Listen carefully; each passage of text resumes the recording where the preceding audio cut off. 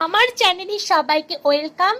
আজ তোমার দাদা অফিসে গেছে, তার জন্য আমি একা বাড়িতে। দেখো, কড়াইতে আমি ভাত রান্না করছি। আর ভাতের মধ্যে কি কি দিয়েছি দেখে নাও। এক মুঠো ডাল, এক মুঠো চাল, তার মধ্যে আলু, বরবটি, পটল, উচ্ছে আর একটা ডিম সেদ্ধ দিয়ে সঙ্গে একটু নুন দিয়ে ভাতটাকে ভালোভাবে ফুটিয়ে নিয়েছি।